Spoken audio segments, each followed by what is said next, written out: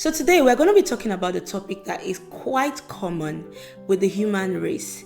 You see, that nagging feeling that you are not as competent as people think you are, or that thought that people might see you as a fraud. In other words, an imposter. Well, if you've ever felt this way, or you're watching me and you're currently feeling this way, come closer. I just want you to know that you are not alone. You heard me right. I'm not trying to be dramatic. As long as you are on this planet, this one where we are breathing, you and I want you to understand and make peace with this, that imposter syndrome is not unique to you, right?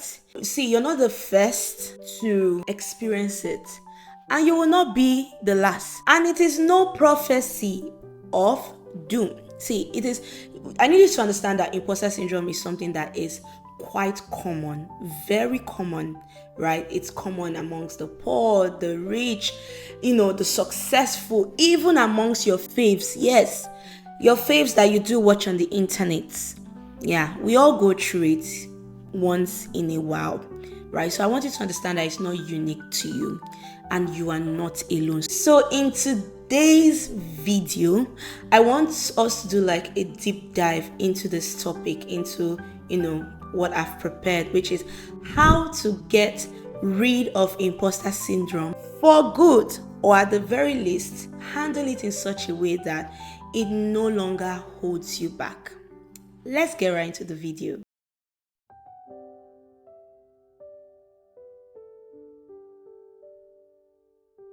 Now, the first thing on my list I want you to, take note of, and please, I need you to get a pen and paper, because this one, I want it to sink in.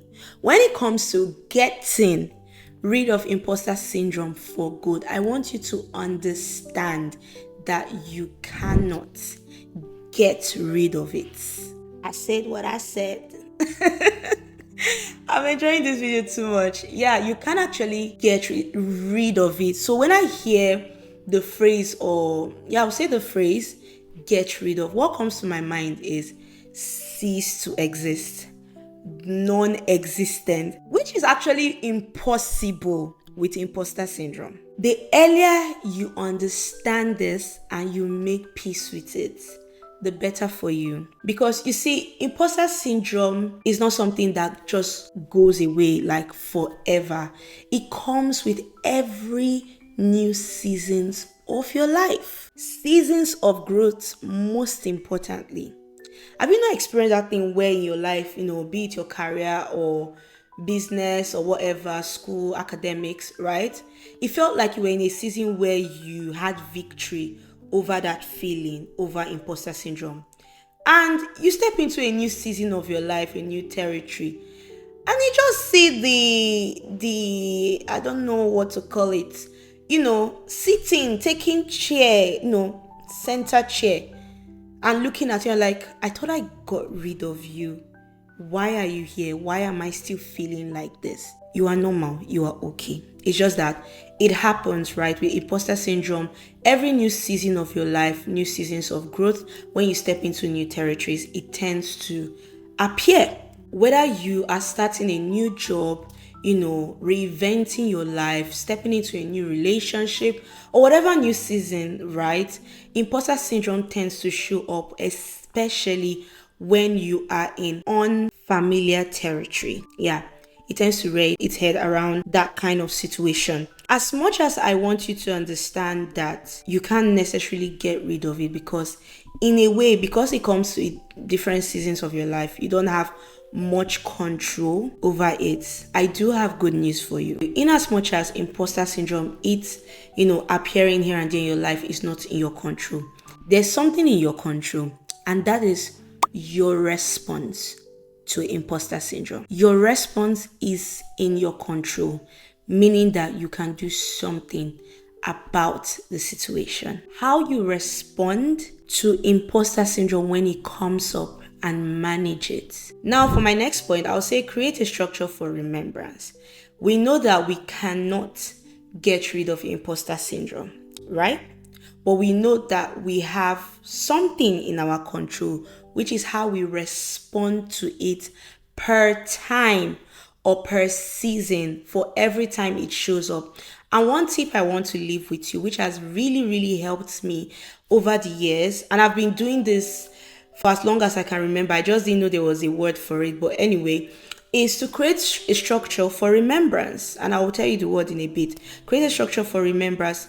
You see, your journey in life, or our journeys in life, are not actually straight.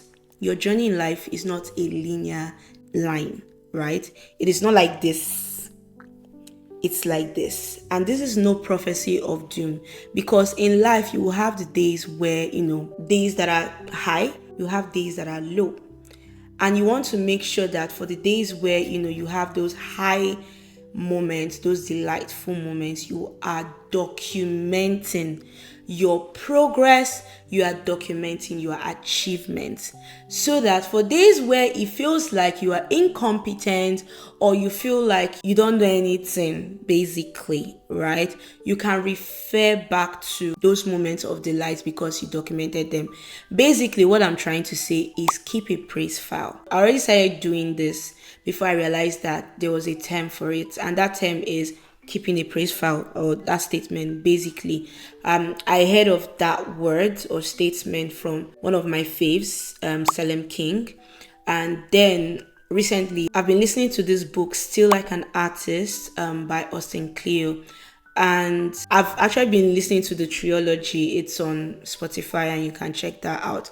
And he emphasized this, that it's important that for days where you have those high moments, that you document it and see it as your little database that you go to, like query stuff whenever you feel down, whenever you feel like a fraud, or whenever you feel like an imposter, or you feel like you are not meant to be in the rooms where you find yourself. So keep a praise file. It could be as little as having or creating a Google Drive on your phone or your laptop, and whenever someone says something nice, or you get great feedback from your manager, or you get great feedback from your friends, or that one comment that just motivates you to do more, be it in whatever endeavor, be it your post on social media, your post on YouTube, your post, if you have like an email list, basically, right, you take a screenshot and you just put it in that drive.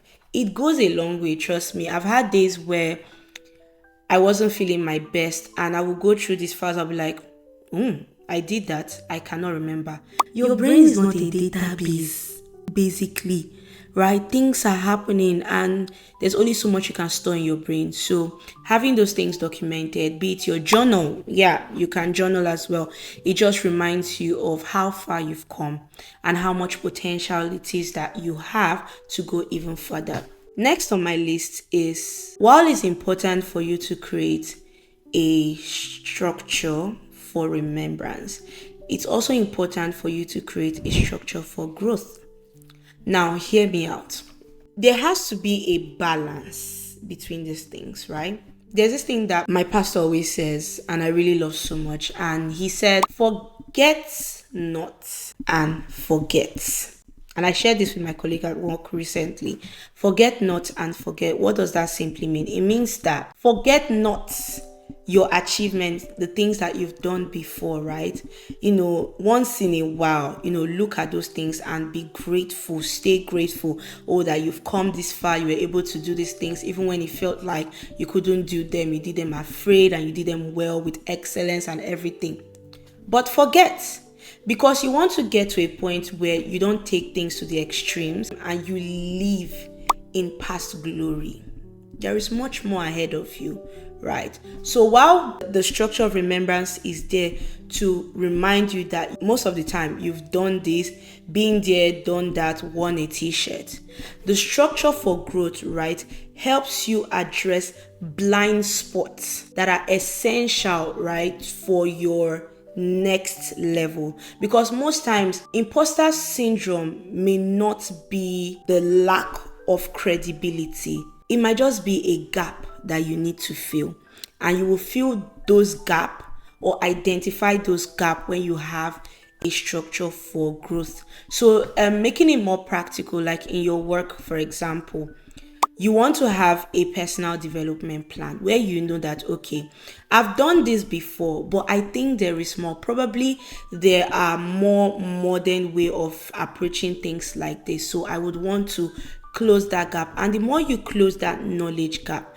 you see that it influences and it fuels your confidence level, which kind of shrinks the level of thinking that, or the level of imposter syndrome in your mind. So as your knowledge level begins to increase and it fuels your confidence level, imposter syndrome, in that season decreases. Do you get that? So it's important that you create a structure for your development because it helps you track your progress. And again, your brain is not a database. So when you have systems like this, you're able to say, okay, I'm grateful for the journey so far. I am here now. If I'm feeling this way, it probably means there is a gap that I need to fill. What do I need to do to fill that gap? Fill that gap, boost your confidence, and make even much more progress. Speaking of creating a structure for growth, my next point, I feel like I'm always emphasizing this, and pardon me if you watch 2, 3, 4 of my videos and you see this tip, because it has worked for me and it is still working for me, and it will continue to work for me as long as I'm very diligent with it, is intentionally seeking feedback. I feel like it takes intentionality, right, to admit that you're probably wrong in some areas and you need to improve. This whole deal where everybody wants to be perfect is not allowing people grow as they should. Hence, they, immerse themselves in fear, just make themselves vulnerable to the whole symptoms of imposter syndrome. Seek feedback. I think that's something that's helped me tackle imposter syndrome because I have this culture and mindset of always treating every season of my life as a season for growth. It is not a season for perfection as long as I'm making progress. So even though there are some people that, would see me as an expert in some areas, it doesn't limit my growth process, right? I won't because of that say, oh, these people, they see me as an expert rather, and if they find out that, oh, I'm lacking in this area, they will hate me. See, you're not competing with anybody but yourself.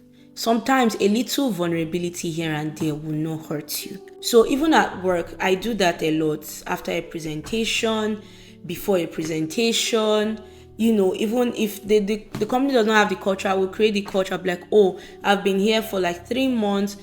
We've been working together and I've really enjoyed it. Can I get feedback? Because this kind of trains my mind to see that it is a growth process. My journey in life is a growth process. Every season I find myself is a growth, it's a season for growth basically, right? So I'm always falling back to getting feedback so that I can make 1% improvement every single day. There's something that also my pastor said recently, and that was 2 days ago, and it is set a benchmark every time. Always aim to set a benchmark and exceed. So for every time you take a step, you get feedback. Set a benchmark and exceed. Set a benchmark and exceed. And trust me, even though sometimes once in a while you feel that nervousness, you feel you have that thing in your tummy because of feeling of imposter syndrome, it becomes less. It's there, but because you've been able to cultivate this habit of feedback, this habit, you have your system for remembrance, you embrace a growth mindset, it becomes, in a way, in some sense, non-existent in your life. You feel it, but at the same time, you can't feel it because you have trained your mind to respond differently. I don't know if this makes sense. So we've talked about number 1, first of all, make peace with the fact that you cannot get rid of imposter syndrome because it's something that comes in every season of growth, and especially it's usually there in seasons where you are in unfamiliar territory. It's just, in a way, a response of your human nature basically. But first of all, make peace with the fact that it comes every season, meaning that you can't really control it, but what you have control over is your response, how you respond to it. And how do you respond to it?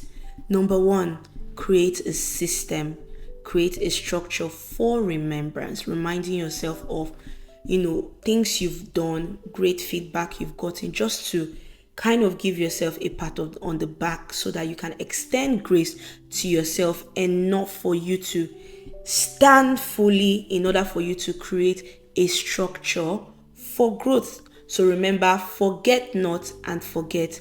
Yes, you've done those things, and once in a while in your low moments, you remind yourself of the days where you had high moments basically, but you don't want to dwell too much on the past. There's a whole future ahead of you. Your competency level does not have any limit. There's much more ahead of you. So you want to create structure for growth.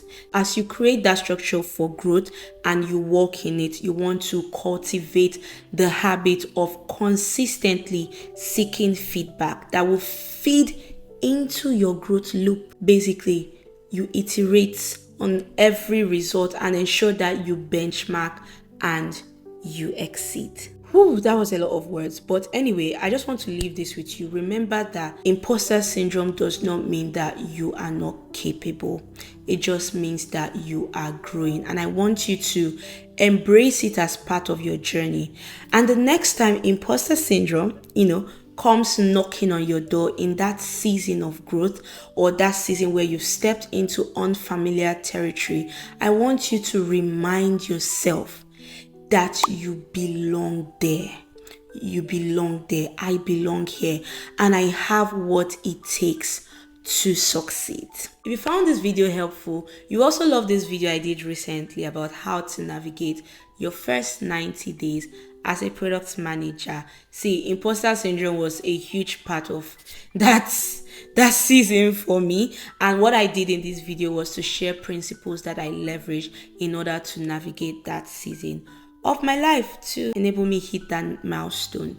So I'm gonna link the video somewhere on the screen, and be sure to click on it and also take copious notes. And we've come to the end of the video, guys. This was really amazing. Please don't forget to click that subscribe button. Yes, you click it. And please share this with someone that you think would really benefit from this video. And also, let's meet in the comment section. What's that one thing that really stood out for you from this video? And let's have a discussion over there. Till next time. Bye.